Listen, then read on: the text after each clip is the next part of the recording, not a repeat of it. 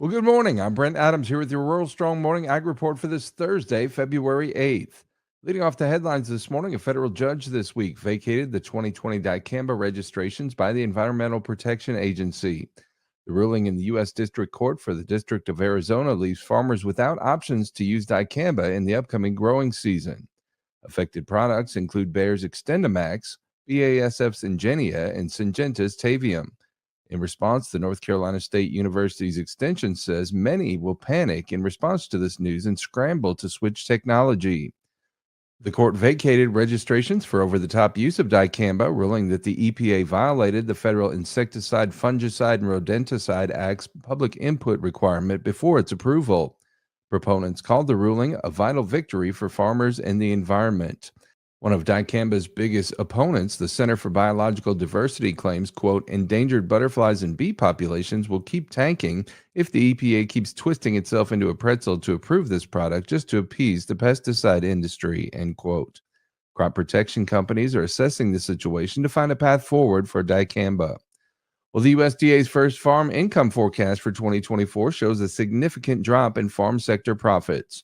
More on that from USDA Radio's Gary Crawford. USDA's first forecast for 2024 farm income says in general, farmers are going to see their profits down from last year by a big amount, 24%. There are numerous reasons or numerous factors contributing to the forecast decline in farm income. USDA economist Carrie Litkowski gave us a few of those factors. Cash receipts, both for crops and animal products, are forecast to decline in 2024. Government payments that go to farm operations are expected to decline as well. And production expenses are forecast to increase, which would pull down net income. USDA projects those production expenses to rise by almost 4%, while cash receipts drop by 4%. The reason for that reduction in cash receipts? Lower prices for the commodities that farmers produce. Even so, Litkowski says the financial health of the farm sector is expected to remain strong. Farm asset value is growing faster than farm debt. Gary Crawford for the U.S. Department of Agriculture. How will the farm economy fare under a projected major cut in farm income this year? Here to tell us more is Gary Crawford. Last year, net cash farm income fell by almost 21% from 2022 levels. The USDA says this year, farmers will need to brace for an even bigger income decline of between 24 and 25%. But remarkably, the USDA also says the overall health of the farm economy will still be strong despite lower incomes. USDA economist Carrie Litkowski told us why. Well, the balance sheet is remaining strong because the value of farm assets is expected to grow or to continue to grow in 2024. And the biggest farm asset is the value of farmland and buildings, which has been trending upwards and is forecast to grow in 2024. At the same time, though, we are forecasting increases in debt, but they're pretty modest increases in debt, and we expect the growth rate in assets to be larger than the growth rate in debt, leading to an increase in farm equity of almost 5%. Gary Crawford for the U.S. Department of Agriculture. Well, a letter signed by more than 3,400 farmers was sent to President Biden on Wednesday expressing concern over the administration's focus on electric vehicles. Specifically, the prioritization of electric vehicles over biofuels such as corn ethanol as it works to drastically lower the nation's greenhouse gas emissions. The letter says, quote, if we are going to address climate change and meet our sustainability goals, we are going to have to take a multi-pronged approach that includes tapping into higher levels of biofuels, end quote. The letter, which drew thousands of signatures in less than a week, comes as the Environmental Protection Agency prepares to release its light and medium-duty vehicle tailpipe emission standards for 2027 through 2032.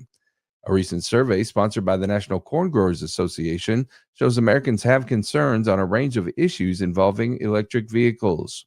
In the letters, the farmers said it could take years before EVs become popular with consumers, which means the administration must expand its focus and efforts to address greenhouse gases with solutions that are available now.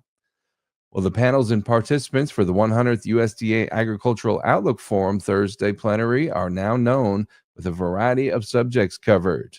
Here to tell us more is USDA Radio's Rod Bain. Now announced the plenary speakers for this year's USDA Agricultural Outlook Forum. World Agricultural Outlook Board Chair Mark Jekanowski says following Agriculture Secretary Tom Vilsack's keynote address, we will have a panel discussion with some state commissioners of agriculture, learning some of the challenges their producers are facing and some of the actions that those state commissioners are taking on the ground, with Deputy Secretary Xochitl Torres Small moderating. The following panel discussion focuses on new horizons in agriculture, how science and technology is helping the farm sector to prosper. Then a conversation with Rockefeller Foundation President Raj Shah and USDA Chief Scientist Shavonda Jacobs-Young about global challenges to agriculture and possible solutions. Forum registration and details are available online at www.usda.gov/OCE/ag-outlook-forum. I'm Rod Bain reporting for the U.S. Department of Agriculture in Washington, D.C.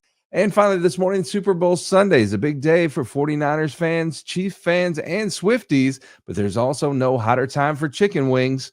Tom Super is the communications lead at the National Chicken Council.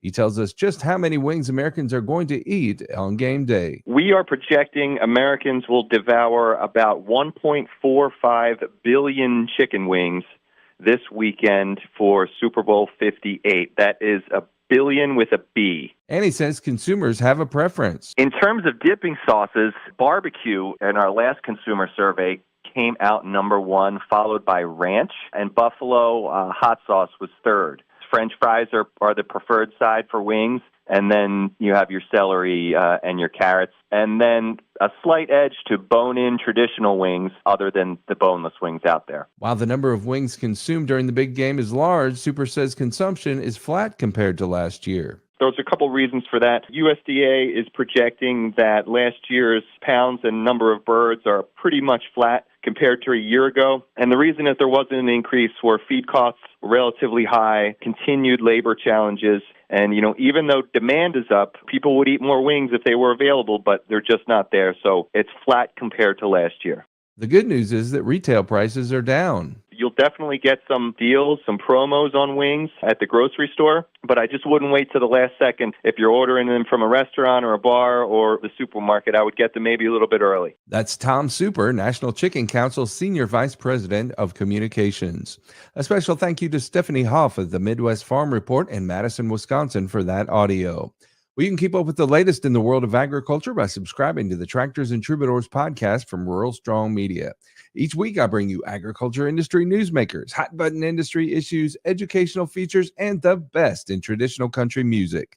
The Tractors and Troubadours podcast can be found at ruralstrongmedia.com or wherever you get your podcasts. We also invite you to join us daily on Rural Strong Radio, which is our 24/7 streaming radio station found at ruralstrongmedia.com or on the Live 365 streaming radio app for your mobile device. Each day, we bring you our award-winning agriculture programming, as well as the best in traditional country music, mixed in with a little bluegrass, western swing, southern rock, and inspirational music. Again, the place to find Rural Strong Radio is ruralstrongmedia.com or the Live 365 streaming radio app. We're portable, so take us with you everywhere you go while you're working on the farm or ranch. Well, I'll be back again tomorrow with another Rural Strong Morning Ag Report here on Steve Shetler Media. Make it a great day, everybody.